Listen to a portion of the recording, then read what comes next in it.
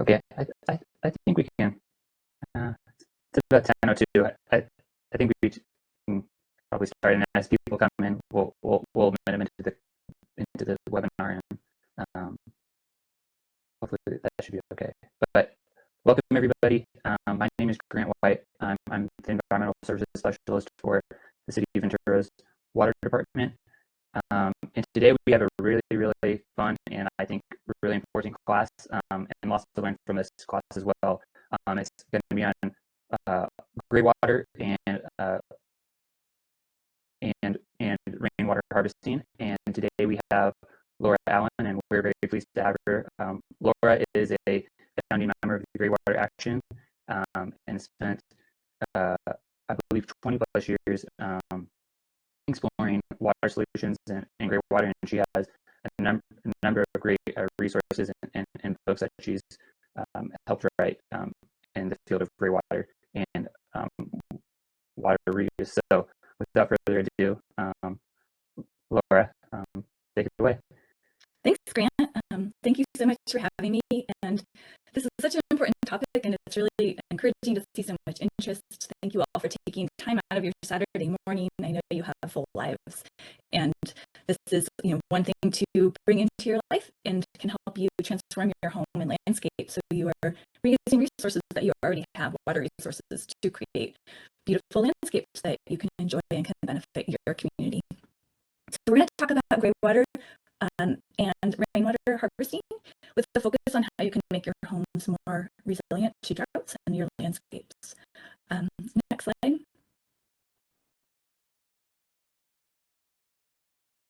For many people who have running water coming into their homes, we turn on the taps, we turn on the shower, water comes out. It's almost like magic. Our system has separated us from our water source, so we really don't have to think about where that's coming from or what we are impacting by using that water.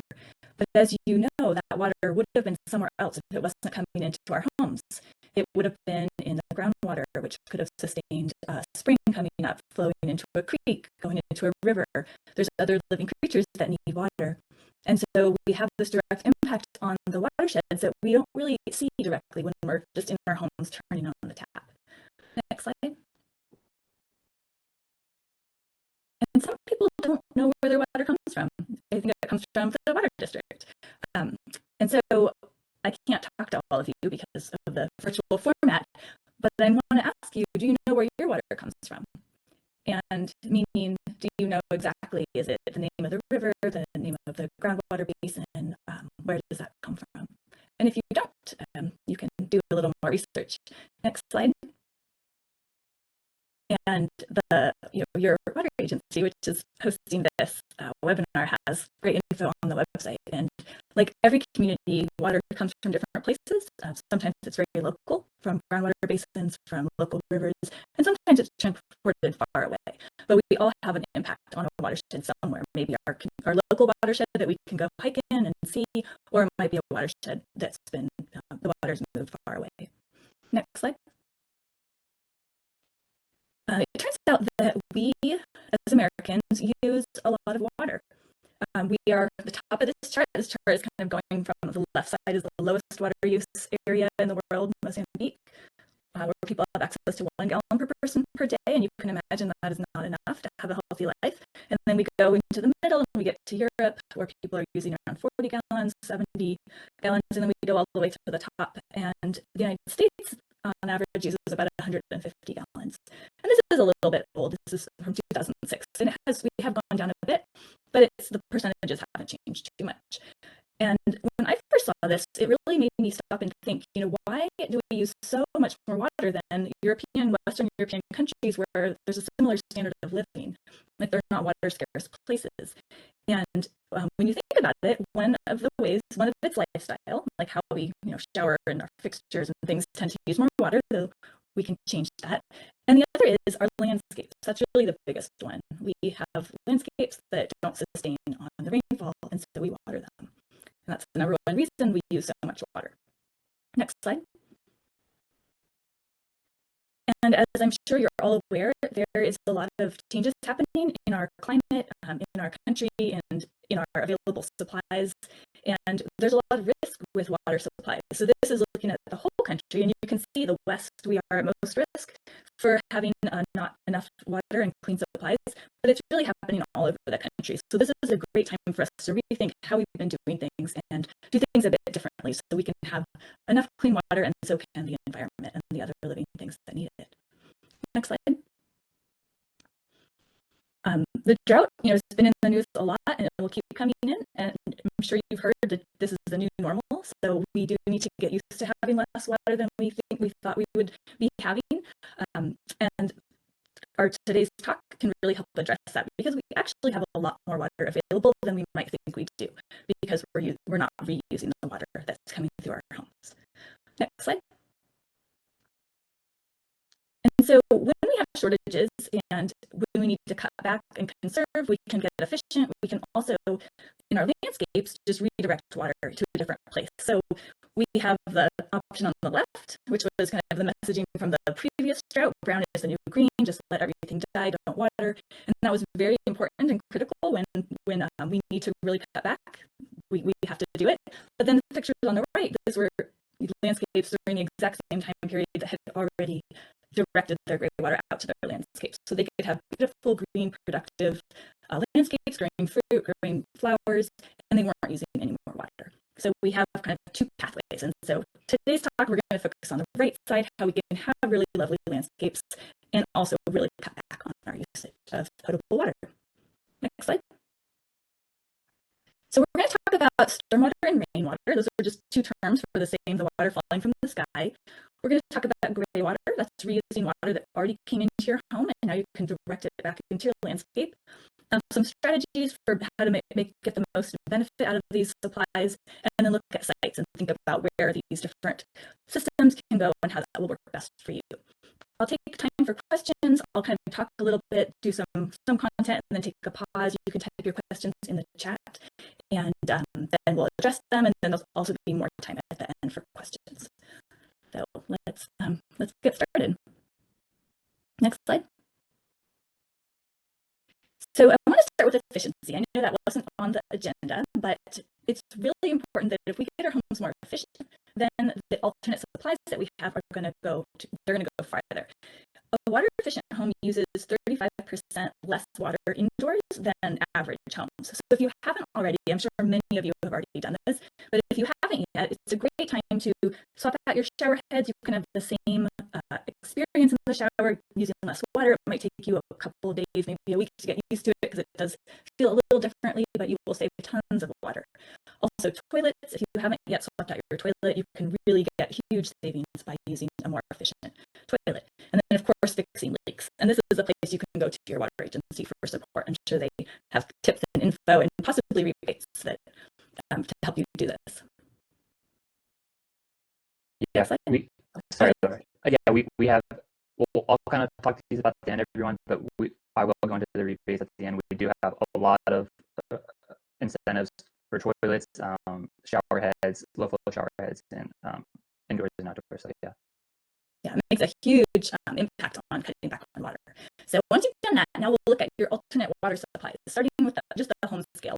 All of these technologies and things I'm going to talk about, they apply for a single family home, one home, one site. They apply to businesses, larger institutions, and they're going to be a little bit different, the ways you would do this and the technologies, but the concepts are the same. So we're going to focus on the single family home, but just know that these scale up and can make bigger impacts as more and more people and building types use these. Next, can you click a couple of times? So rainwater, that's water coming from the sky. You can put that to good use. The stormwater, the water that has now hit the ground and is flowing possibly down the street into the gutters, that can be put to good use. And then greywater, water that you used in the home already. Black water, that's water that's coming out of toilets or toilet water mixed in with other water. That's also an excellent resource, but it's not suitable to reuse at the home scale. So that's where you might have community scale recycling, like a wastewater recycling plant using recycled water. So at the home scale, we can tap into the top three, not the black water so much. And then the last one is mechanical water. That's also called air conditioning condensate. And at the home scale, there's typically not a lot of water coming out. If you have an air conditioner, there's a little bit. You can definitely use that, but it's not a lot. When you get to bigger buildings, then there's a lot of mechanical water. And so there are systems that can reuse that water and cut back. Next slide. And so we'll start with rainwater. And I heard that you guys have gotten some rain lately. I live north of you now. I used to live in Los Angeles and in the San Francisco Bay Area, but now I live in Oregon. So we have not gotten rain for a long time. So it was nice to hear that you've been getting a bit.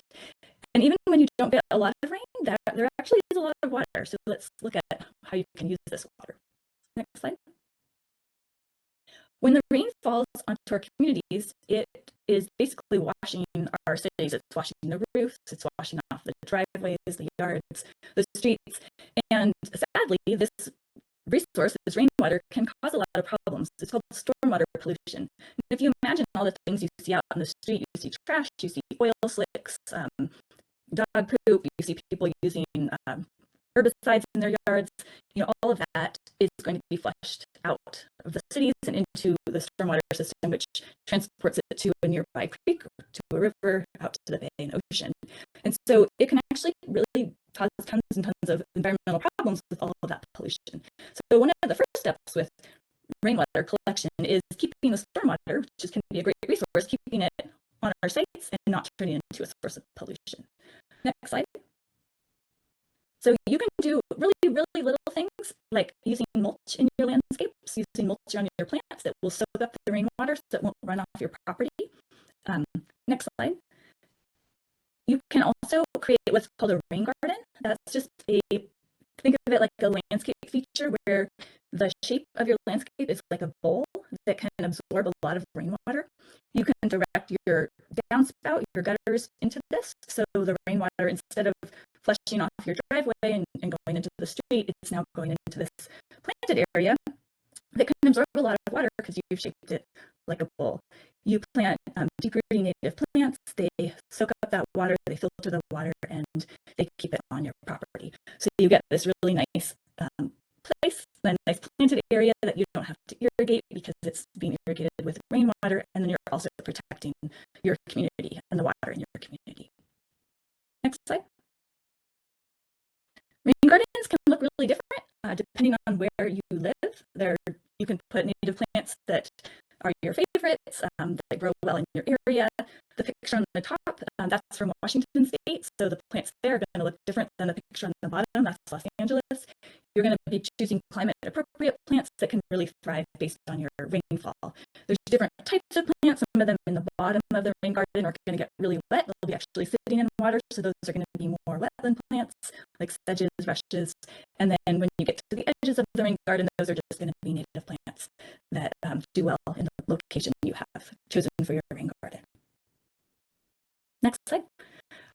Rain gardens are also used to manage the water running off of streets or parking lots, which can carry a lot of pollution.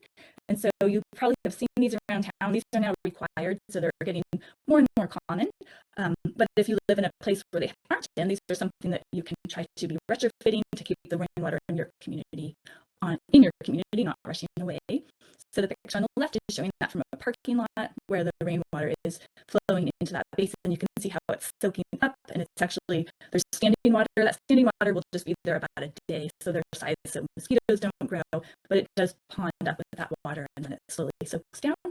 And then the picture on the right, you can see that's from a street. That was a retrofit done to take the water from off the street. You can see it cut into that curb, and now the water will flow into that basin. Next slide. So if you're thinking about your landscape, rain gardens are a great type of feature and a great way to use rainwater if you want to grow native plants. So they're excellent for native plants. The water is just going straight into the ground.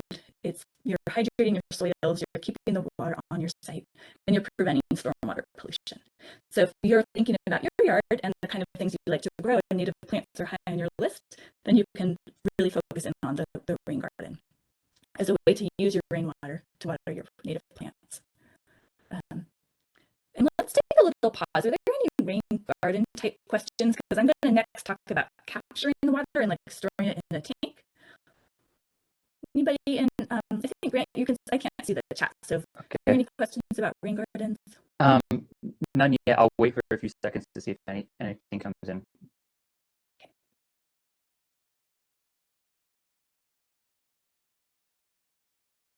And we can come back and do more questions later on.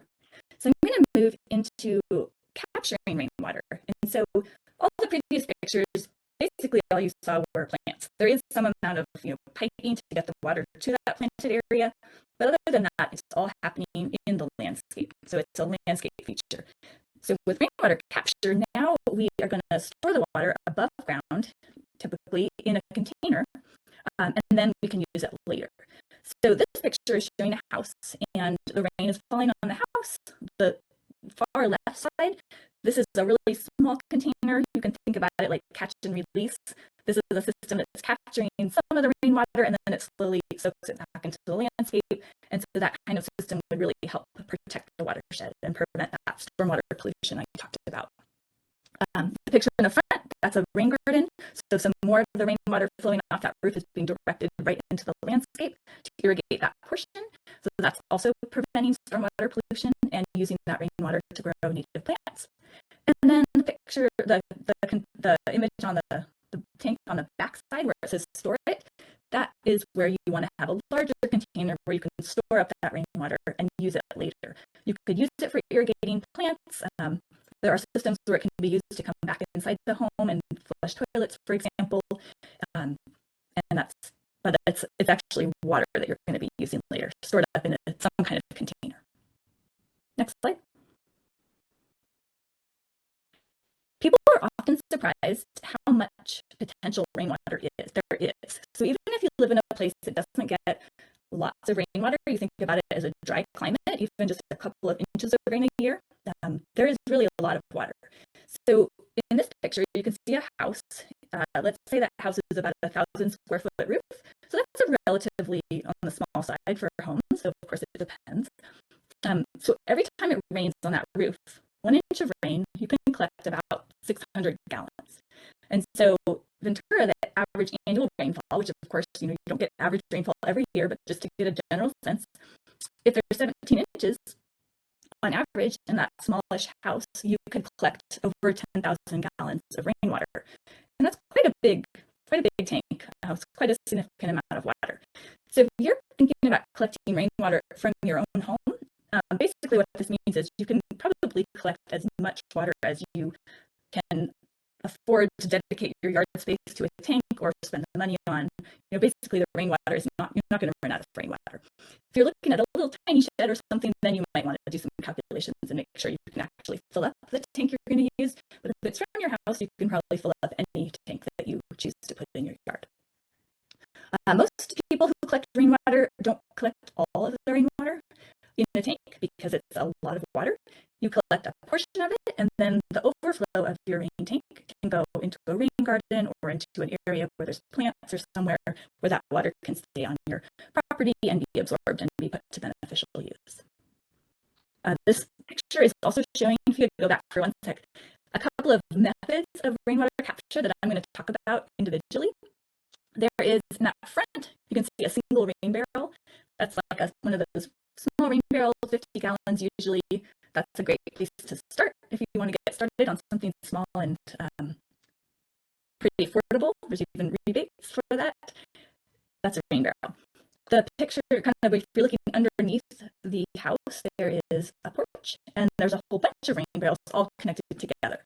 So sometimes people have a part of their landscape where they can put a lot of barrels, connect them together, and then get a significant amount of storage. So those 8 barrels under that porch contain about 400 gallons of storage. That's another common thing that people do. Now we're getting into the tanks. So there is a smallish tank right next to the home. That tank's holding a couple hundred gallons of water. Tanks come in all sizes. The tank in the back, that's the 10,000 gallon tank located away from the house. So you can actually move the water away from the home and have a larger tank that's a little bit out of sight and out of the way of moving around your house.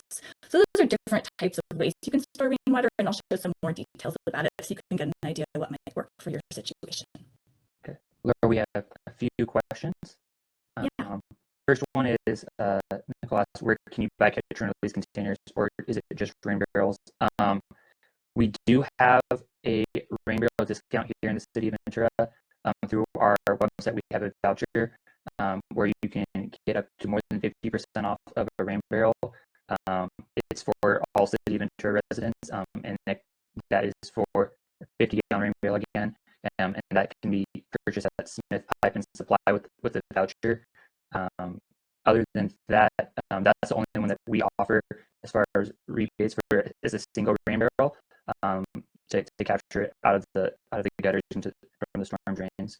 Sorry, not storm drains, off the gutters, and that can then has a hose attachment, and approximately costs a discounted price about $45 plus tax.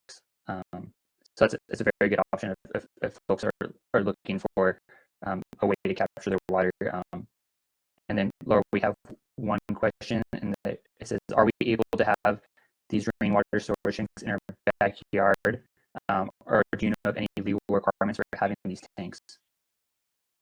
So this is what I know, and other people who might know more. If there's no local guidelines or specific local regulations around it, the state of California doesn't.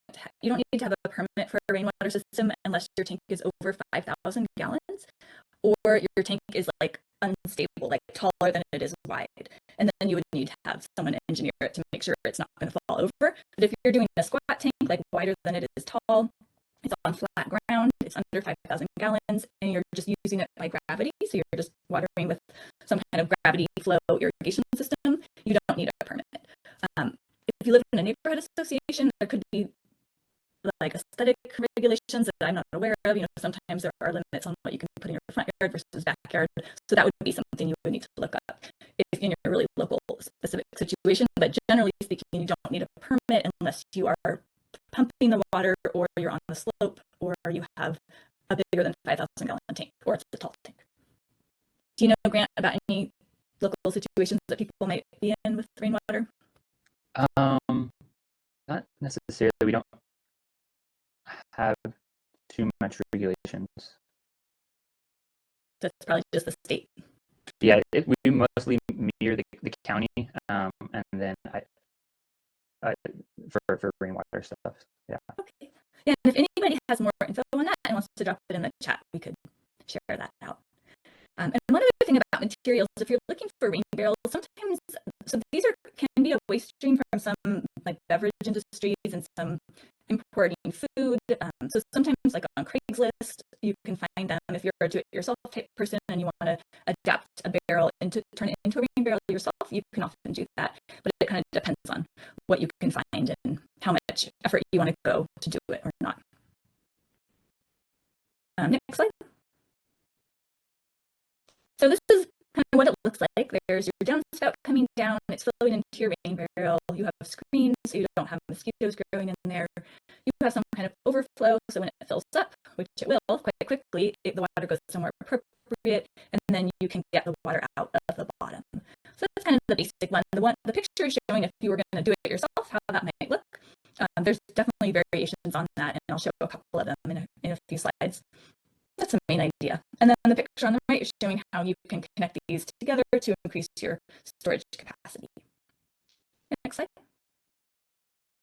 Here's a picture of a school project where they adapted, those were, I believe they were olives. So you want to have food grade, so they got barrels out of the food industry, and they adapted it to put rainwater in and using it at the school. And the kids would carry it to their garden. Next slide. So there's several ways to fill a rain barrel. You can just redirect your downspout directly into the barrel, like that first, you've seen that in the other image. And that works. It can be quite easy, but then you also have to have an overflow going somewhere. There are these other ways to use it where there are these little, I guess I'll call it a contraption, where you drill into your downspout. We're looking at kind of the middle picture with that blue barrel, and then right below it, you drill into your downspout and you put this little contraption that allows you to flow into the rain barrel, and then it also has the overflow. So it goes in, and when it fills up, it just goes right back to where the rainwater was going before. So that can be an easier way to adapt. if you're interested in that kind of method. And there's a few different things on the market that basically have that same concept. Like you have the inlet and the overflow is the same thing, if that makes sense. Next slide. And then once you have your rain barrel, you want to be able to use the water. So you can just connect a garden hose to it if your landscape area is not too far away. You can also carry the water in a watering can. You can hook up a gravity drip system, which is just, it's like a drip system, but the parts are made to work under low pressure or no pressure situations. Like in a rain barrel, it's not going to have a lot of pressure. There is some pushing down of the water, but it's not the same as having a pump really shove the water through your system. So you have to get parts that are going to work for that. Usually you're not going to want to invest in that kind of system, which is for just one rain barrel, unless you have a larger system, because the water runs out pretty quick, as you'll see in the next slide. So if you're irrigating in the summer and you're thinking about irrigating a lawn, so I'm sure many of you have either replaced your lawn or thinking about replacing it because lawns are really not climate appropriate and they take a lot of water, a conventional lawn. So a lawn in the summer, 100 square feet of lawn, which is not big, that takes about 90 gallons per week. So you can imagine your rain barrel won't even last 1 week if you're trying to water a conventional lawn. A vegetable garden, same situation, about 70 gallons per week. But if you're watering low water use native plants or low water use plants, then they only need about 15 gallons per week. So your rain barrel will last you several weeks. And if you have a couple of them, that can really get you farther into the irrigation season. So rain barrels, as you can see from the plant usage, they're not going to make a huge dent into your landscape in terms of how much water you need, but they can be a great way to start out and a great way to be just getting your feet wet or your hands wet with this resource. They often encourage people to try something else, get a bigger rain tank, get more rain barrels, manage the overflow so it's not going off into the street, into a rain garden. There's definitely a benefit for it, but you're not going to be able to water your whole landscape with one rain barrel. That's why we got to do more. Next slide. So the first step for doing more with rainwater is a bigger catchment system. So it's basically like a rain barrel, but it's bigger. It's a tank, and it's going to be wider than it is tall, so it doesn't fall over because water, as you know, is heavy. So we're getting into more capacity. If you could click a couple times. So you start with your catchment surface, and that's usually your roof. It could be a carport or a shed or something, just somewhere where the water is coming off of a hard surface. Then you have to have gutters and downspouts. So sometimes you might need to add gutters if it's a roof that doesn't have them yet, and a downspout that's going to move that water. Next, click. You're going to screen the opening. So usually you have it's called like a leaf screen. So if there's any leaves on the roof or debris, they get into the gutters and they'll come out. The downspout, you don't want to put that in your tank. So it's just this angled screen that keeps all that out of the piping system. And then you pipe that water to your storage system. It's called a cistern or a tank or multiple barrels. You always need to let air out. So if you have a totally closed system and you try to push water into it, it's actually not an empty tank. It's actually a tank full of water, full of air, and so it won't go anywhere. So you need to have some kind of vent. This is often just when the water comes in, there's a bigger opening, but you do want to think about ventilation. And then also think about your overflow. So when the tank fills up, where's that water going to go? You want to overflow it to an appropriate area. And then at the bottom, you have a faucet, a valve. You might connect that to an irrigation system. You can connect it into a pump to pump into an irrigation system, but then you'll probably need a permit because now you have pressurized, non-potable water. So if you're going into where you aren't having a permit, it's just going to be flowing by gravity. But then there's systems which you have this pumped and connected into a more conventional type irrigation system. So here's a couple pictures. There was the part I didn't quite mention. It's called the first flush diverter, and maybe we should go back to that. If you could go back one slide. So you can see the flow of water coming from the downspout through that leaf screen into the pipe, and then there's this run of pipe before you get to the tank. That is called the first flush diverter, and that's what it's actually doing, is just catching the first flush of the water. So imagine your roof is kind of dusty, hasn't rained for a while. It rains, and all that dust is now getting washed off your roof. That's not the cleanest water, and it's preferable not to collect that water. And so this is a pretty simple way of having that flow into this big tube before it gets into your tank. There's a little ball that floats up to the top and covers it up, kind of blocks it up once that fills, and that way the clean water goes into your tank. I would say this is optional. It's a good idea, but it does take a little bit of management. So if it's not managed, it's not going to help. Management meaning empty it or make sure it's emptying and not clogging up between rains. Next slide. So here's a picture. This is a small home system. There's that first flush diverter. It's just a long pipe coming down. It gets opened to empty it out in between rains or in between. It's like the big before the rainy season and after. You don't have to do it between every rain. Then the water flows to the tank. That's a 500-gallon tank. So you can see that size. It's not too big. It's right up against a house. It does take up some room, but it's really not. It's not giant. It doesn't overflow. It goes to a garden hose, and everything screens so mosquitoes don't get in there and debris. That's kind of the basic idea. Here's some other pictures, bigger tanks. The picture, that green plastic one, that's a 1,200-gallon tank. That's a really common style. It's the most affordable option usually and kind of the easiest to manage. Available in many places. You can get it in lots of different sizes. Then the other picture, there's a couple of 205-gallon tanks that are kind of going along the house, connected together. So that's something you can do if you have a narrow space you're working in, is to connect to multiple narrower, smaller tanks. And then you can see these bigger tanks, like the 10,000-gallon tank.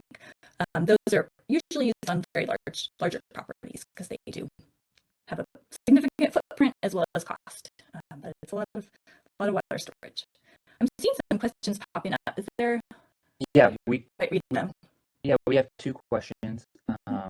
Actually, three. The first one reads, my understanding is that you can't save water in a rain barrel from winter until summer gardening needs because you'll get mosquitoes or it will go stagnant. How long can you keep the water in a rain barrel? Yeah, so the screening is really important to keep mosquitoes out. So you don't want mosquitoes to get in there because that would be a nuisance and just not beneficial to your lands or to your area. So screens will prevent the mosquitoes. The storage, you can store rainwater as long as you want. There's no limit on storage of rainwater, which is different than greywater. So when we'll just flag that when we talk about greywater, you cannot store it for a long time. Rainwater, you can. You want to keep out the debris and all of that. And if you have a properly designed system, you can store it indefinitely. You probably wouldn't want to, and you most likely will use it up pretty quickly, as you could see when we did that. Was looking at how much you water your landscapes. You usually use it up relatively quickly, but it's totally fine to store it from the winter rainy season into the irrigation season. Okay. The second question asks, they mentioned, you said that the rain catchment system is it better not to use the first flush of water, and they're wondering, does that apply to rain barrels as well? That it is better not to.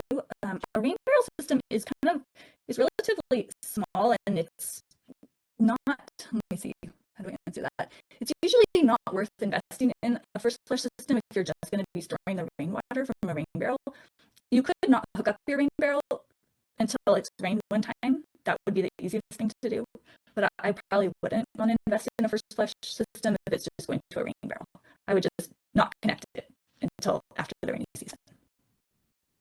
Excuse me, after the first rain. And then we have one more. It says, how much rainwater can one collect? 500 gallons or 5,000 gallons that the participant had missed, which you had said, or was it dependent on the size of the barrel? Yeah, so that was a code limitation. You can do it with the permit and with proper designs and making sure you're not going to cause problems. You can have a huge system. If you don't want to get a permit, you have to be under 5,000 gallons of the tank size. So you can have multiple, like 2,000 gallons plus 2 plus 2. You can connect multiple 2,000-gallon tanks and not have a permit. But if you get a 5,001-gallon tank, you need a permit. And that's just because that tank is quite big, so they want to make sure that you're situating it properly.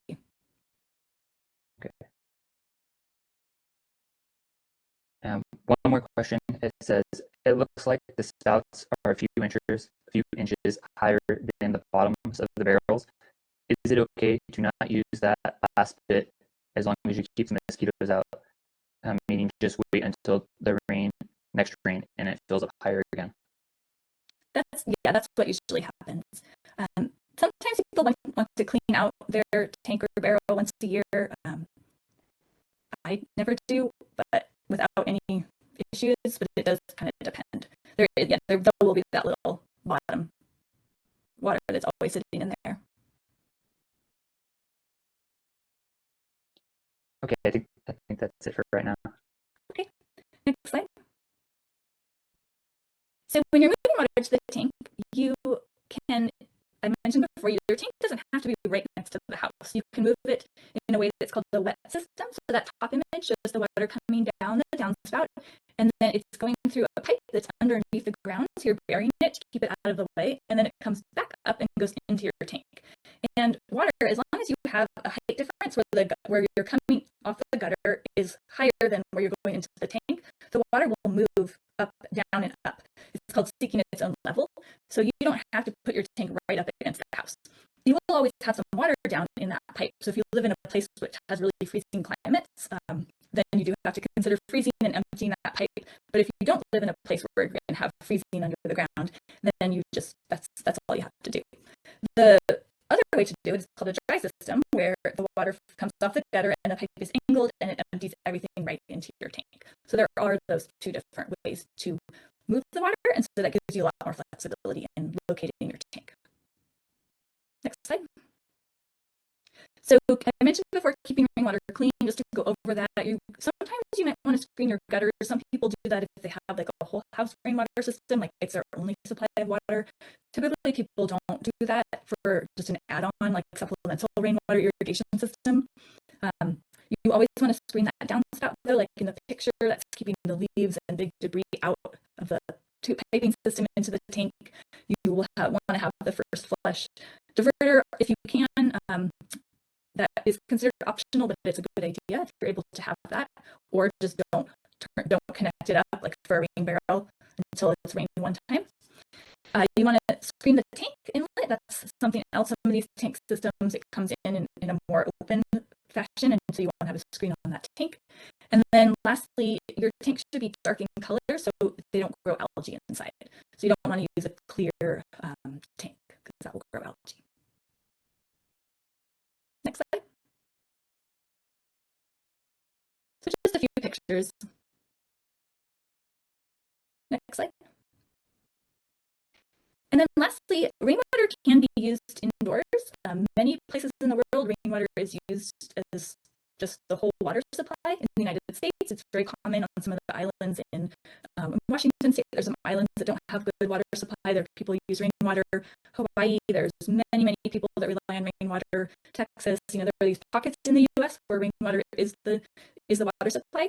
But for the most part, rainwater is used supplemental for irrigation.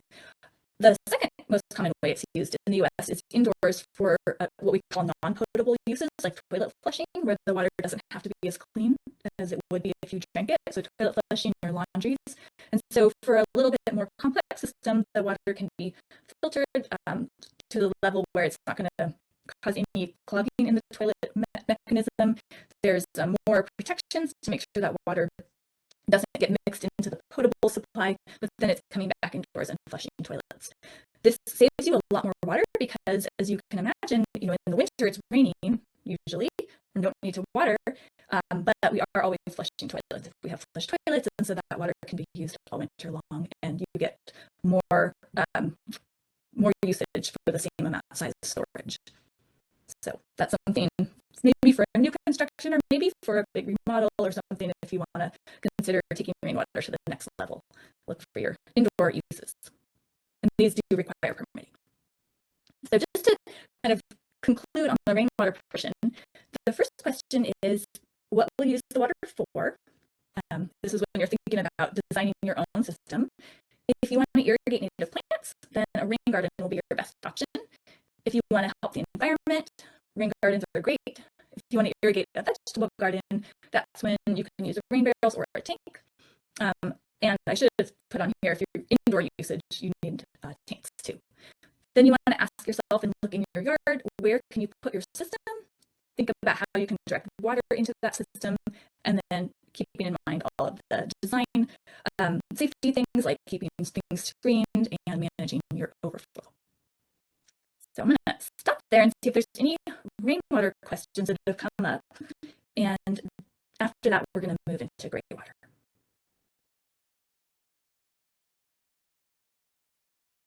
No more questions at this time. I'll wait just a minute or two just for people to type them out if they have any. Okay. Yeah, and you can also put them in there, and at the end, I plan to end a little after 11, 11, 10, 11, 15, and then there'll be more time for questions. So you can put them in, and we can get to them then if need be. Okay, oops. Oh, one more. Here we go. Are there any rainwater barrels catchment systems designed for apartments with balconies? So let's see. You might have to get creative, or I think you would have to get creative. So if you're in an apartment with a balcony, you probably don't have access to rainwater. I would assume, though of course I don't know for sure, but the building is going to have a gutter system and directing rainwater just to a few points that you wouldn't be able to tap into for your apartment. But you can probably collect some, it's called clear water, once you're inside your home, like if you're heating up the shower water, there's water, just clean water is going down the drain. That water can be collected and then used on balconies. You can carry it out. But I don't think you would have the opportunity for rainwater in a balcony apartment. And if someone else has seen something and wants to drop it in the chat, I would love to hear. Because humans are very creative. I'm sure people have figured it out somewhere. So we're going to jump into the next slide, moving on to our second topic, which is Greywater. So now we have water coming into our homes.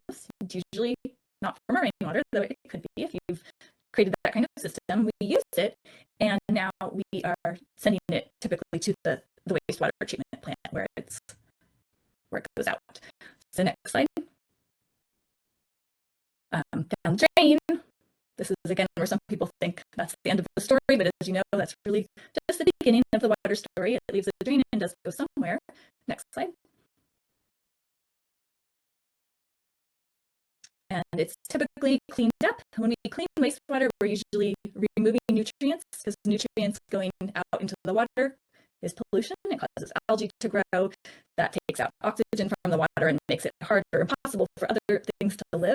And so in the wastewater treatment, it's all those nutrients are removed, as well as any pathogens or harmful bacteria are killed. So the water can be either reused or discharged safely. Next slide. But instead, in our own homes, there are some sources that are not really that dirty, especially if we manage what products we put down the drain, and we can just reuse it on our site. They don't have to go to a treatment plant to be cleaned. We can take those nutrients, and that's also called fertilizer when you're putting it to a plant, and we don't have, it's not going to be coming from our toilets, it's going to be coming from our washing machines, our showers and sinks. So it's relatively clean. It's water that we made from our own home going to our own yard. So there's not a lot of risk of potential germs getting out into the world, because it's all staying on our property. And we call that Greywater. Next slide. And it turns out we typically use about half of the water in our homes and then half outside when we are irrigating. Of course, that percentage varies, but that's a good kind of rough estimate. And our plants don't need the same quality of water as we do. And so that's why Greywater is such a great match in places where you have irrigation, and especially in climates where the irrigation season is relatively long, like Southern California. So there's a lot of benefits to Greywater. Most people are interested in Greywater to save water. That's kind of the number one driver. And saving water is helping protect watersheds, because now you're not using extra water for your landscape, you're just reusing what you already have. And so we can leave more water into the creeks and rivers and groundwater table to protect the watershed. And benefit. If you don't already have an irrigation system, it's going to be an automatic way to water your landscape. So that's a time saver. Another benefit is it saves energy. That water doesn't have to be treated at the wastewater treatment plant. So we're going to have these kind of community benefits like saving energy overall. It also connects us into our landscape. So I think it's hard to quantify this benefit, but when we're more connected to our landscapes, we become more thoughtful about what we're putting down the drain. It just makes us turn into more stewards of our environment, of our water, and our yards. And so I think that helps.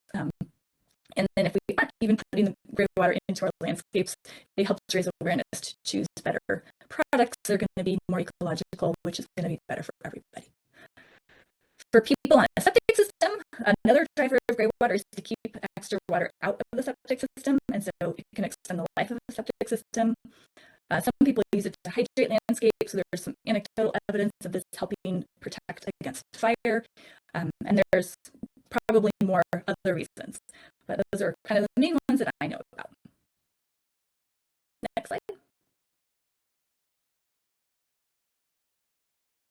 If you're here to save water, which I think a lot of you probably are, the amount of water you're going to save really depends on your situation. So you can typically save between 16% of your total water use to 40%.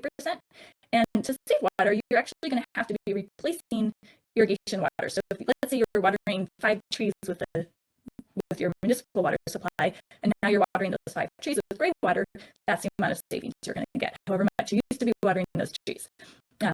Each home is going to be set up a little differently. Sometimes you can tap into all of your Greywater sources. Sometimes you're limited to just one, and so you're going to be realizing different amounts of savings based on that. This picture is showing you what a Greywater system looks like in a house that's already built. It's not just one system. They're usually different small systems working together to save water. You can see there's a sink that's watering a small area of the landscape.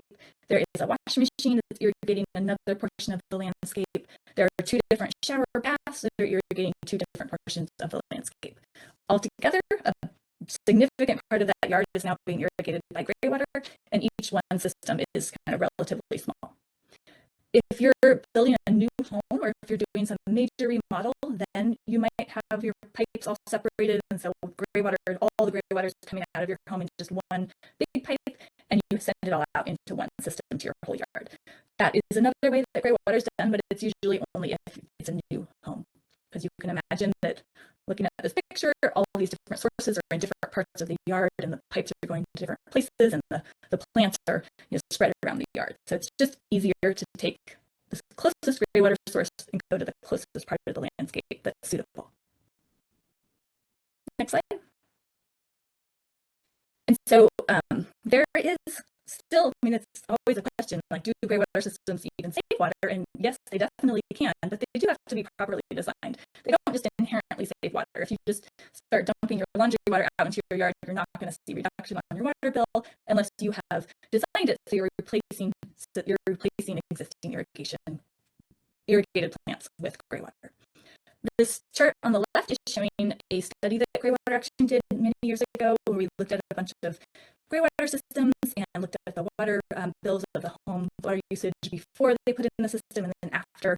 And the red is before, the black line is after, and we saw that all of these homes significantly dropped their water use. It was about 15,000 gallons per year. That was the average we saw. There was a big range. The picture on the right is an example of a home that didn't see any water savings because they didn't design their system properly. That is a home that had a yard that was watered by a sprinkler, and they wanted to do a laundry Greywater system. So they learned, oh, we can't water the lawn with Greywater, but we can water trees. So they planted some new trees. They sent the Greywater to the new trees right in the middle of the lawn. And as you can see, that lawn is still green, so they just kept sprinkling their lawn, and they kept watering their trees with their new Greywater source. So what did they do? They double watered the trees. Didn't really hurt anything, but they didn't see any savings. And so this is how we need to properly design our systems, so we are cutting back on the existing irrigation, replacing it with Greywater. Next slide. Okay, so just getting to the basics, Greywater is from washing machines. That's the easiest place to start. If you have an old top-loading machine, that's a lot of water. They're usually 30 to 50 gallons per load. Front loaders are less, maybe 10, 12 gallons up to the 25 gallons if it's an older front loading machine. And then there's those top efficient machines. Those are the kind of, if you open the lid, there's empty inside, there's no agitator. Those use between about 15 to 25 gallons per load. So you can just know how many loads you do per week, multiply by your machine's gallons, and you'll figure out how many gallons you have of Greywater. Next slide. Showers and baths are another great source of Greywater, though it can be harder to tap into this water because you have to get into the under of your house to get into the plumbing. But if you can tap into it, it's a great source. And I'd say it's like the second best option. Next slide. And then sinks. Right now, only bathroom sinks are classified as Greywater in California, so you can add those into your system if it makes sense. They usually don't produce too much water, so it's often easier just to leave those out and just focus on your washing machine and your showers. Next slide. Greywater is never from toilets. And is Greywater legal? Yes, it is. It's been legal since 2009 in California. It's regulated by Chapter 15 of the California Plumbing Code. And so that would be getting a permit through your building department. If you don't live in a city, if you live in a county, then the permit would be going through your county. And sometimes there are local challenges with getting permits, like the different agencies both want to get a permit for the system, especially if you live in a county. That's a more common setup, and that causes a lot of challenges with cost and things. But the state requirements really are just one permit through your building department. Next slide. So the main ways to use Greywater, you can use it for outdoor irrigation. That's the best way, and I'm mostly going to talk about that in the next 15-20 minutes or so. But you can also use it to flush toilets. As you can know, you don't need drinking water to flush a toilet, but you do need relatively clean water, otherwise it will cause leakages in the flapping mechanisms, it'll cause odor issues in the toilet bowl. And so to get Greywater clean enough to go into a toilet, it does require filtration, disinfection, and frequent maintenance. So those systems, I would say, are more often or more commonly found in commercial applications rather than residential. There are a few systems on the market that are trying to do this really easily and well. They kind of need a new home construction to fit into the building. So I would say something that if you're really interested, you could do a little research, think about it. But if for the here and now, really focus on your outdoor irrigation. It's much easier. Systems are more affordable. They work better too. So just if you really want to flush toilets with Greywater, there are these little toilet tank lids that can be a nice option. So when you flush your toilet, instead of just filling the tank, the water goes through a faucet and you can immediately wash your hands afterwards. So that is something that's easy to do and can save a few gallons per time. Next slide. So when you're using Greywater in your landscape, whatever you put down the drain or into the washing machine is now going to your landscape. And so it's a little bit of a different consideration than other types of product choices. You want to choose what I'll call plant-friendly products. So these are products that are going to be either neutral to your plants or even slightly beneficial to your plants because they contain nutrients. What you're wanting to avoid are a lot of salt. So if you imagine like a laundry detergent that's a white powder, that white powder is predominantly salt. So you want to avoid powdered detergents, powdered cleaners. Boron is something else you want to avoid. It is a plant mycotoxin, so if it builds up in the soil, it can harm your plants. And then chlorine bleach is something else to avoid. There are lots of products. You don't have to go to like a specialty store to find these. You just need to know what you're looking for. So for laundry, you're going to be looking for liquid or soap alternatives, like those little laundry strips, those little, I don't know what they're called, laundry strips, I guess. They're not a powder. There's lots of different soap alternatives that are suitable for Greywater. In the shower, it's kind of less of an issue because pretty much everything is a liquid. You just want to watch out for your cleaners. And then lastly is water softeners. So if you have a water softener, you don't want to use sodium-based water softened water because that is going to be too salty for your plants. You have a few options. You can look into an alternative like a potassium-based salt, or even a salt-free water softener. There's a lot of different ones out there. There's magnetic ones. There's kind of a whole range of salt alternatives into water softeners, so that might be something you could look into. But you don't want to be using sodium-based water softened water on your plants. I'm going to pause there because there might be water softener questions. We do have one question, Laura. Where a question is asking, is using gray water on a vegetable garden a good thing to do? This person is interested since they love eating veggies there. That is a great question, and I am going to talk about that really soon, possibly the next slide. Any other product questions? Yeah, we have one question.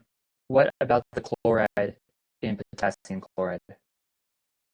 Yeah, that's a good question. So I am not a soil scientist, but what I've learned about salts and soils is it's not just is there sodium in it, it's the combination of things and how they're matched or not matched together. So potassium-based salts are better in your landscape than sodium-based salts. Probably best is to not have either one, but if you do need to use one of the other, potassium ones are better for plants.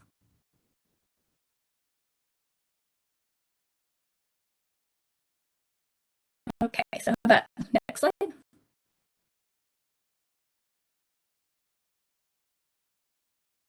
So Greywater isn't potable, and this is really different if you're used to watering with the garden hose or your irrigation system. That is the same quality of water typically coming out of your kitchen sink, but Greywater is very different. It's not potable, so we don't want people to drink it, obviously, have contact with it. It really should just be soaking into the ground. So we want to design our systems to avoid any contact, any human contact or pet contact or any contact with other things that might drink the water. No ponds, no puddles, it should be just soaking into the ground. The other thing about it is it has nutrients in it. I mentioned this before. Nutrients getting into a storm drain, going into the creek, those are sources of pollution, but nutrients to your trees or any of your plants, that's a fertilizer. That's a good thing. So we want to keep it on our property. We don't want to be too close to a creek or a storm drain or anywhere where we could leave the property. And then the food question. So it's not potable. We don't want to ingest it directly. So we can't water root vegetables where the gray water is actually touching the part of the food that we eat. We're worried about germs, basically. Trees, bushes, vegetables where the food's above the ground, like a corn plant or a raspberry bush or an apple tree. The food's above the ground, the gray water is below the ground. There's no contact. So that is totally suitable. So yes, you can water edibles, but no, not if the gray water is going to touch the edible. Hopefully I answered that question. Okay, so going into our systems, we do filter gray water, but we filter it in the landscape. These are simple systems that filter water once you're out into the landscape. We're filtering out the gunk and the debris and the lint and all the things that could clog up our soil. And for soil clogs, then you're going to get puddling or ponding of gray water. So the gray water is actually going through wood chips. It's a biological filter. It's absorbing the gray water, filtering it, and then the gray water soaking into the soil where the roots are accessing the water. Next slide. We're building what's called a mulched basin. It's like a shallow basin, maybe 8 inches, a foot deep or so, and that's full of wood chips. That's where the gray water goes, so it can be soaked up by those wood chips, it can spread out, it's filtered, and then it goes down into the soil. Next slide. With our gray water systems, we always want an easy way to redirect the water. So of course you can't turn off the flow of water. When it's going down the drain, it has to go somewhere. So it's either going to our gray water system or it's going out to, or it's going back to the sewer or septic. And we use a valve, it's called the diverter valve. And this allows you to control the flow, so you can turn the system on or redirect it back to the sewer. Next slide. Gray water systems can be very simple, like this picture on the left. There is a sink, the water drains down the drain, it goes out of a pipe that's sloping, goes to a basin right in front of a plant. That is the gray water system.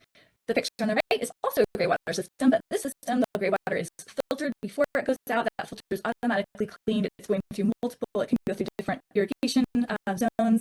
there's not enough gray water, that system can bring in other supplies of water. You can look at your smartphone and see how much water you're using from different sources. That is also a gray water system. And so you can imagine these two different systems, they cost a lot. One's very affordable, one's much more expensive. Who can install it? It's really different. Some are quite simple, do-it-yourself project. The others require a more highly skilled person. What could go wrong is also really different. You can see that a gray water system really can be very varied. And so I'm going to talk about the simple systems, and I'll mention the high-tech ones at the end, but the simple systems are kind of more suitable for the average person or for the retrofit type project. They irrigate larger plants with simple systems. Trees, bushes, vines, larger annuals, and perennials. Next slide. They're not good for lawns. You cannot sprinkle gray water, so you have to be subsurface, and they're not good for a lot of small plants. Something that has a lot of little tiny plants needs the water to be spread out, and so just a little bit of water comes out many places, and a simple gray water system can't do that. A more complex system can, but again, it's going to cost a lot more. Next slide. So this is a picture of a kind of classic gray water landscape. The type of plants that are suitable. You can see there's some trees, there's some bushes, there's a mix of plants that need irrigation and low water use plants.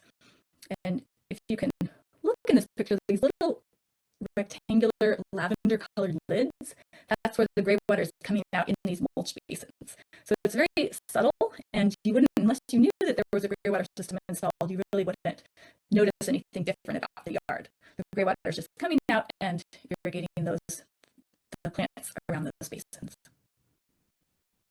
Next slide. You can also irrigate trees. A fruit tree guild, that's just a fruit tree with different other beneficial plants going around it, like different herbs or flowers. The basin will soak up the gray water, and then these different plants can access that water. Next slide. Here's a picture of one. That little green circle, that's where the gray water is coming out in that landscape. You can see there's a fruit tree, it's a little lemon tree, and there's different flowers and herbs growing around it. Next slide. So I'm going to talk about a couple of specific kinds of simple gray water system. The first one is called a laundry to landscape. This system was invented by a man named Art Ludwig, who lives in Santa Barbara, so not too far from you guys. It is just from the laundry system, so it's only one particular kind of system. You have a washing machine. That machine has a pump in it. Normally it pumps that water out into your yard. Now you're having that water being pumped out into your new gray water system. So in this picture, you can see there is that blue flow of water is going out through the machine, the discharge hose, out into this new irrigation system that's going to the bushes and the trees in the landscape. Normally it's all buried, but just so you can kind of see a schematic of how this looks. You could also turn the valve and redirect that water to the sewer. This system is really attainable for a do-it-yourself type of person. It's usually in plastic parts and tubing.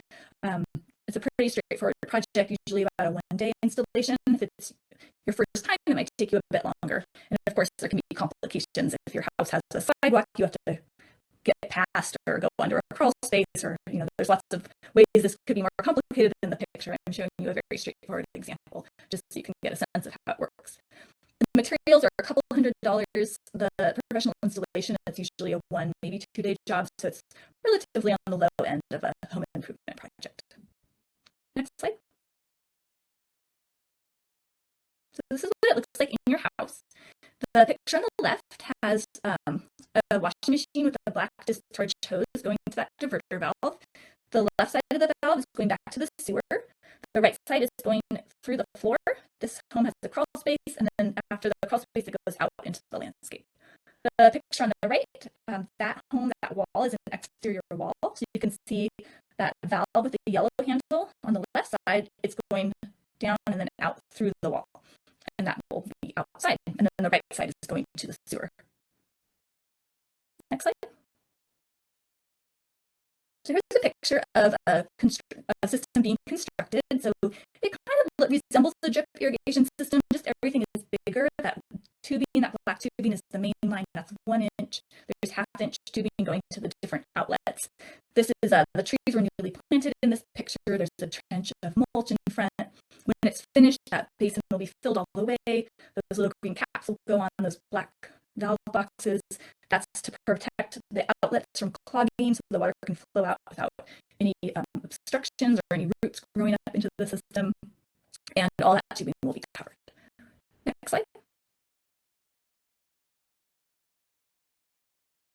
So this is what looks another example. So this is the trench dug in front of these plants, and the gray water is that will be full of mulch, and that will irrigate that row of plants along that property line. Next slide.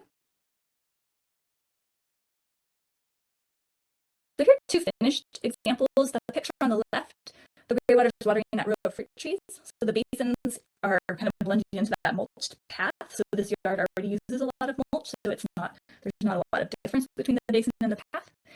The picture on the right, that is the basins are actually underneath these plants. So that was an established landscape, and the basins were just situated around that tree and those different plants.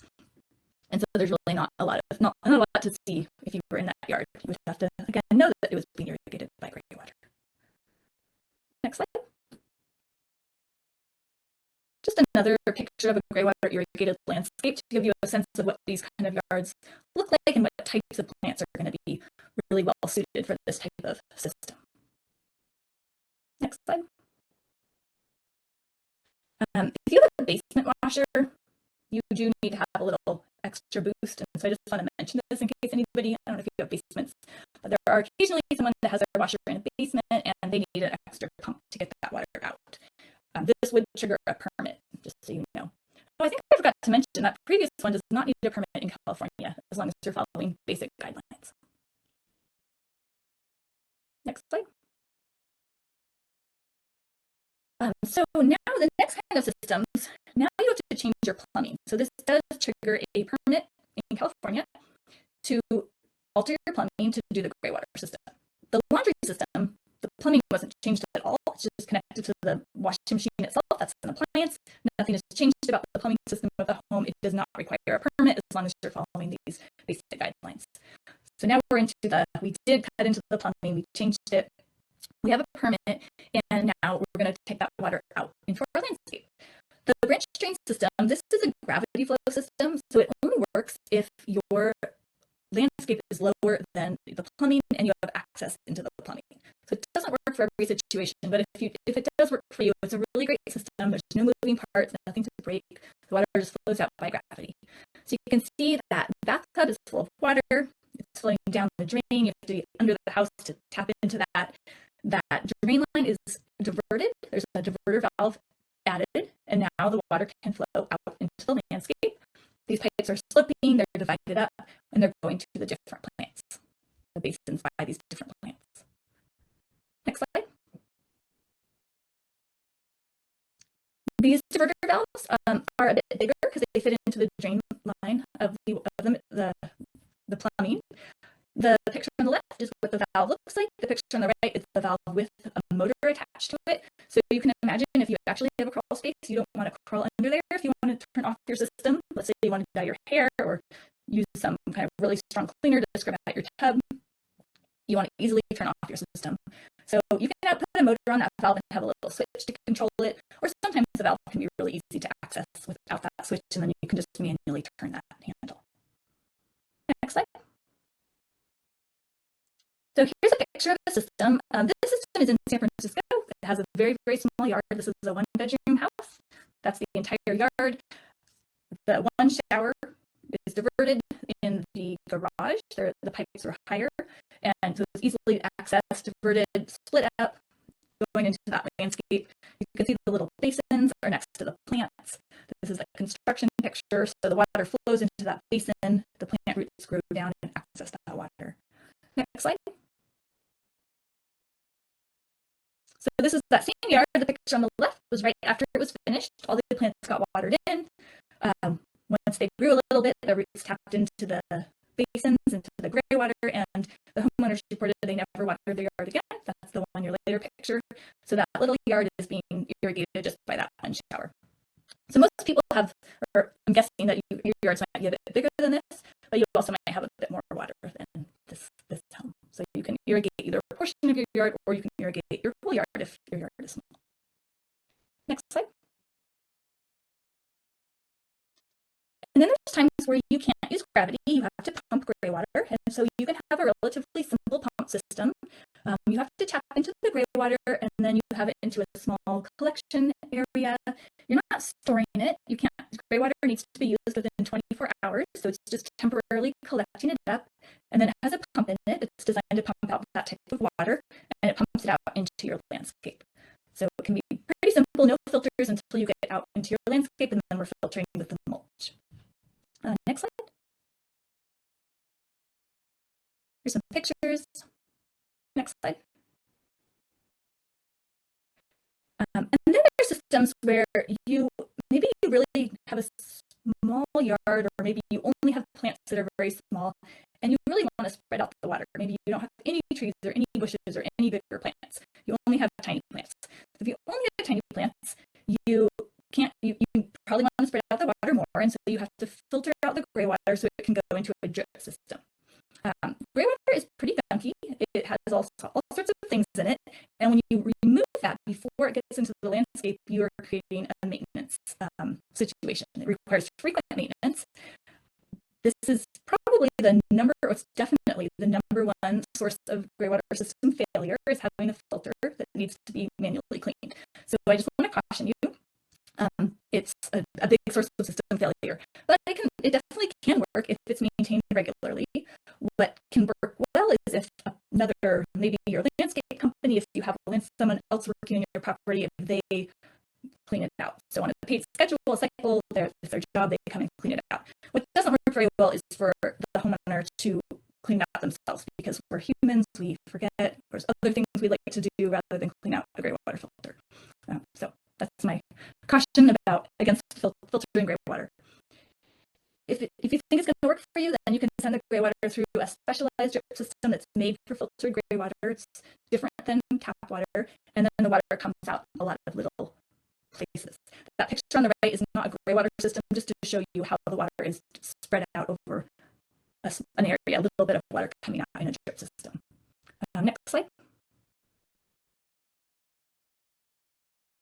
There are kind of more complex, and they're going to cost more systems that are made for whole house. They backflush and clean out the system. I mentioned this earlier when we looked at the simple and complex gray water systems.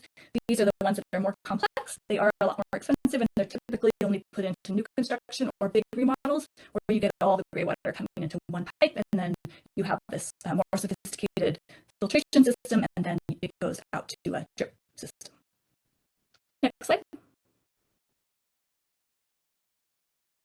And if you are doing any type of, if you're going to do a new construction, or if you are involved in any local government, or any ways where you might have some ordinances to help do kind of more green construction, this is a great time to plan for gray water, is when the home is getting built. So I just want to share this resource. It is a kind of pre-ready ordinance that can help planners and people build their homes, where it's later very easy to put in gray water. So it's called Greywater Ready Construction, or Dual Drainage Construction.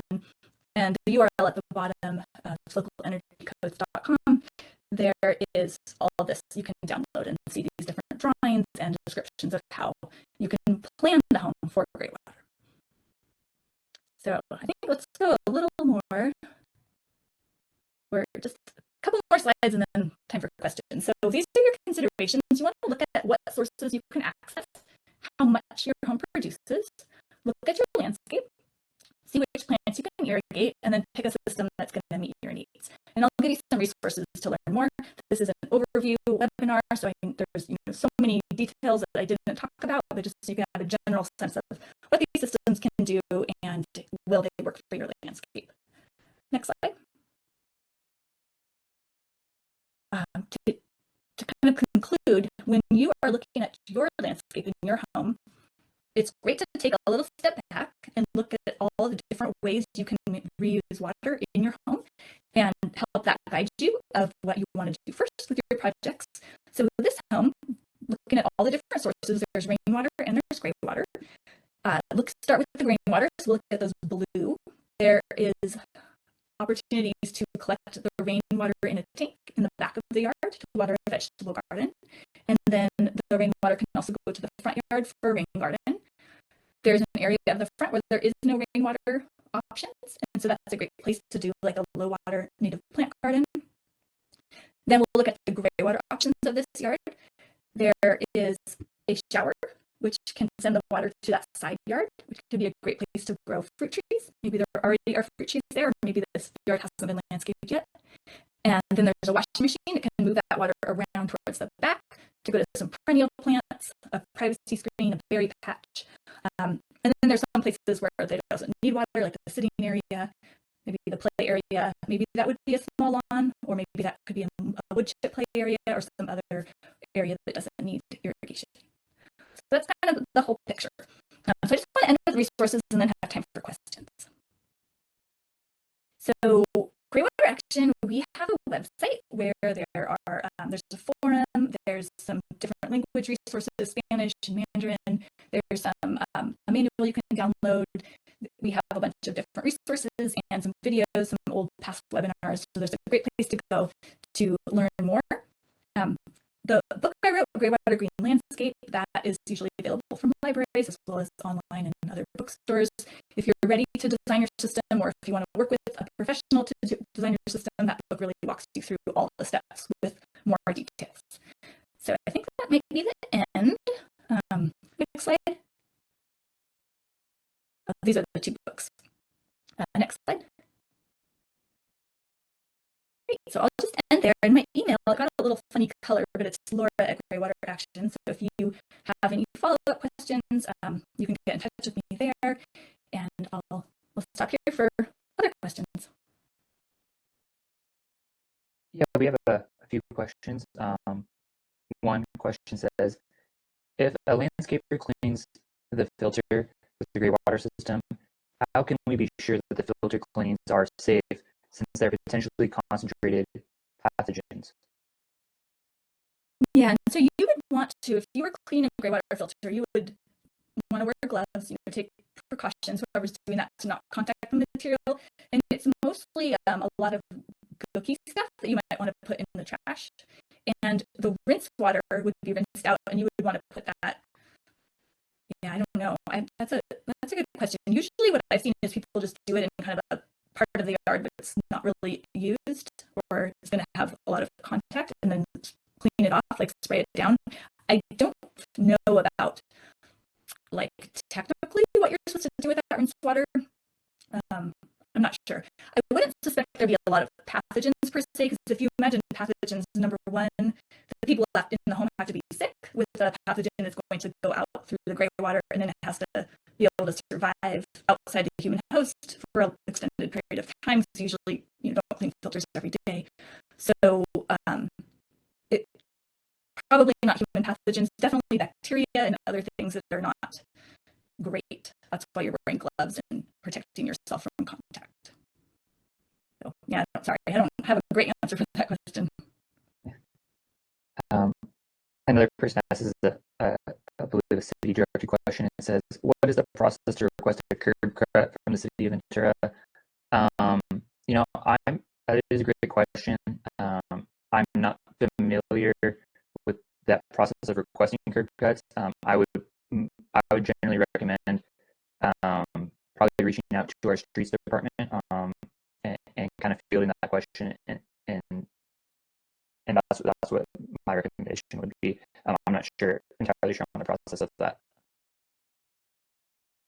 Another question is, can you store 10,000 gallon rain barrels on a residential property without legal requirement from the city? I know you touched a little bit on this, Laura, about the sizes. That's something you probably want to check with building and safety through the city of Ventura, to my knowledge. Unless, Laura, you know of max limits on residential properties, I'm not aware of them. So I would recommend checking with building and safety. Yeah, the limit is the tank size. So if you were considering connecting multiple smaller tanks, I'm not sure if they would have a limit or not, but there's no state limit to my knowledge. Okay.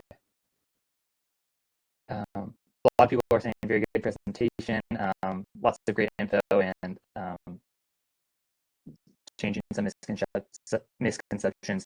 And some people are now very more open to moving towards Greywater. So that's great to hear. Yeah, thanks everybody for coming today. I know it's a bit long, these webinars, but there's so much to cover. Yeah, and just to let everyone know, this presentation is being recorded, and we will upload it to our YouTube channel, which is Ventura Water. Additionally, I will send out that link to everyone once it is uploaded, and then past that, I'll also include some resources from the city of Ventura. We have a quick PDF on just general information on Greywater, and it touches on laundry landscape, no permitting, and then of course the gravity systems. It does kind of remind you of what would need a permit, as well as I'll include just the county of Ventura's resources on just Greywater information, just on plumbing codes and just guidelines on that. And Laura, as well as I will include the link to greywateraction.org, and then if there's any resources you would like me to include, I'll also share those with everyone as well. Additionally, guys, Laura did touch on water efficiency. If you are interested in water efficiency in the indoor side of things, we do offer, the city of Ventura does offer rebates, traditional rebates on low water use toilets and high efficient washing machines. Those can be found on venturawater.net and then under our rebates and incentives page. So those are two really good ways to save water in your daily lives. Additionally, if you're looking to go look for something, I know we're talking about Greywater today, but if we do have additional resources for outdoor stuff, as far as high efficient sprinkler nozzles and outdoor irrigation systems. So that's also there. But and of course, the rain barrels, as I spoke to earlier, that voucher can also be found on that same exact page on venturawater.net under our rebates page.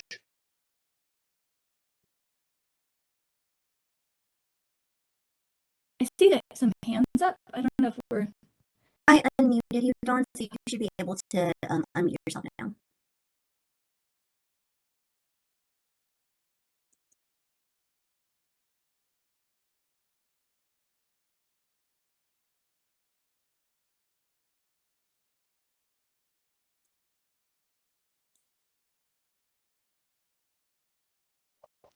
Okay, maybe we're right button now. Where can we get the river valves that are designed for what I found is so far is heavy, high pressure valves that are not designed for this kind of service? Yeah, that's a great question. But the valves that I prefer are not made for Greywater. They're made for other industries, but they are suitable. They're called full port valves, so they don't have any restrictions inside them, so their water can flow unobstructed. Ball type? So for the laundry landscape system, it's a 1-inch brass valve. And on Greywater Action's website, we have links of suppliers.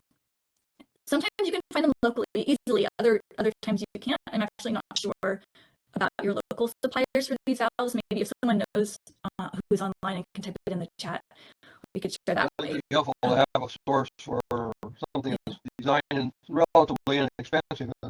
It could be plastic, probably a lot less expensive than brass or bronze. Yeah, the plastic ones that they make are harder to turn. That's what I found. And the cost isn't too different. But it's harder to turn the handle. The brass ones have a longer handle, which gives you more leverage. But there is a plastic option. In the shower systems, those ones are plastic, and they're made for the pool and spa industry. And they have been used for many years and work really well. So that's my preferred valve. There's a couple on the market. It's really really hard to make a valve specifically for Greywater since the market is very small and there's a lot of regulatory costs and certifications and things. So it's quite limiting for the market. But there are a few made for Greywater. In my opinion, they don't quite work as well as the ones that were made for other industries, and they are a lot more expensive. So, right. Thank you. Mhm.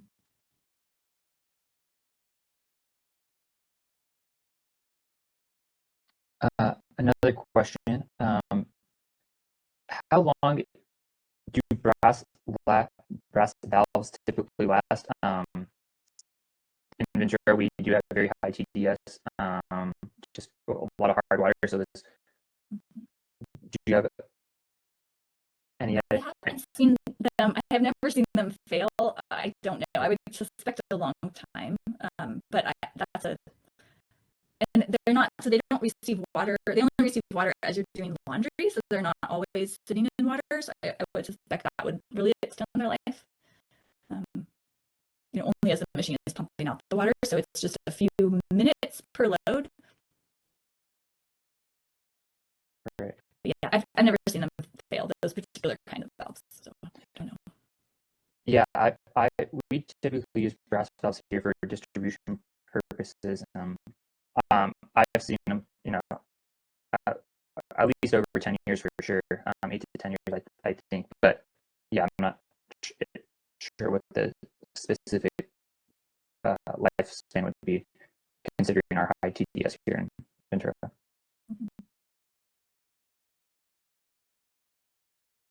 And Mary Ellen, I've unmuted you if you'd like to ask your question.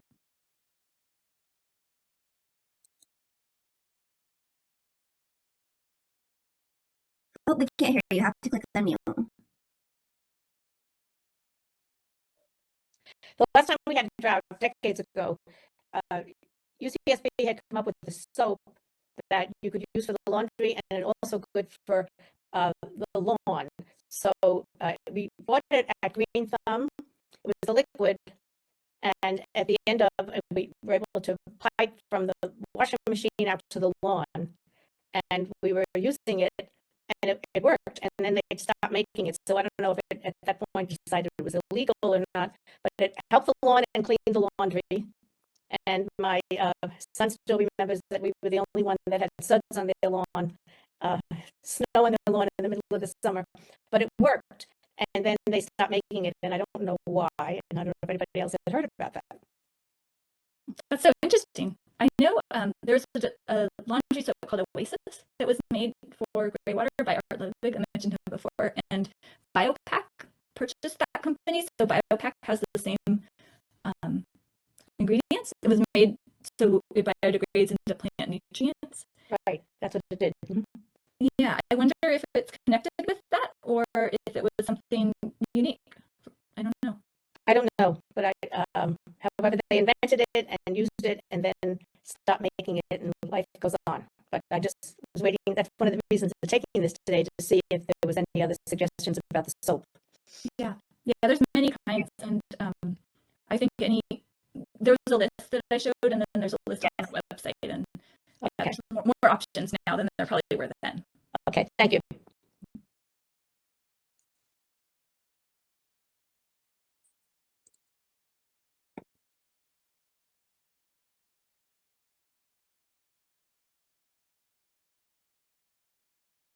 Waiting for to see if we have any more questions before we wrap up everything up.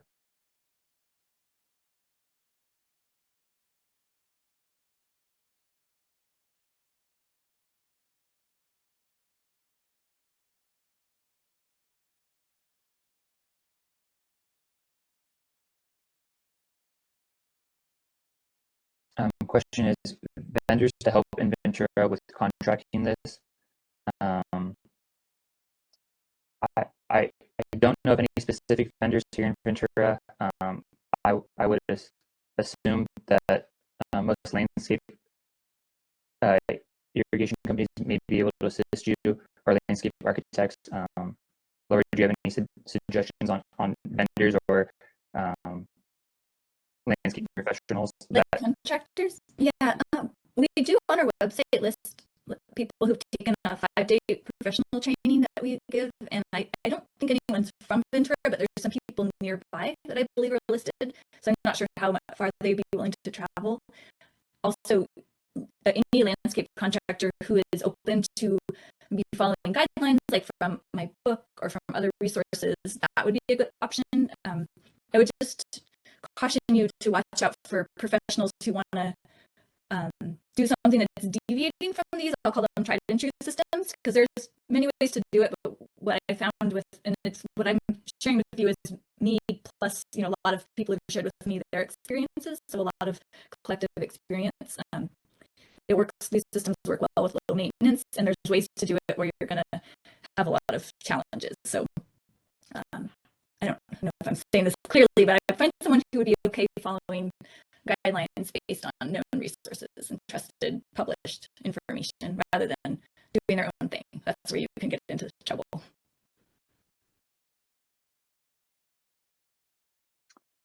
Someone has put in the chat, b23v.com in Ventura, California, is able to help with both civil engineering and landscape installations under approximately $500, and this person has over 16 years of experience. So he's listed his email there. So if anybody wants to reach out to him, that would be maybe it could be a great option.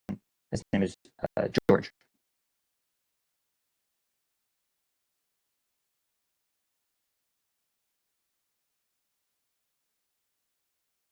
And someone has just also linked BioPack, the laundry detergent, to everyone in the chat as well. There's a link to that.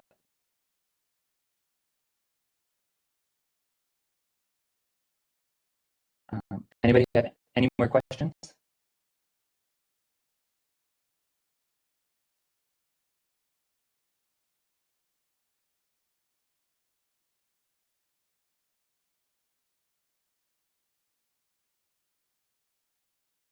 I don't see any more questions. I guess we can go ahead and wrap up.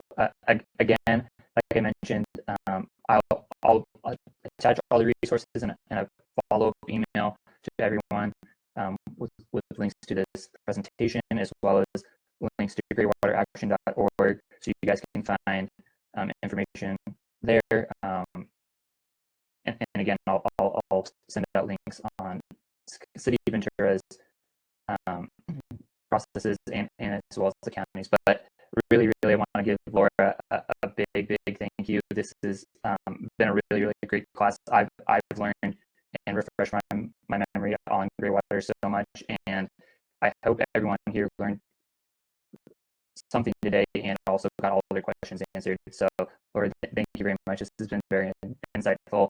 And please, everyone, I really urge you to, if you guys do have questions, to reach out to her or Greywater Action. They'll be a tremendous resource for you. Thanks, everybody, for coming.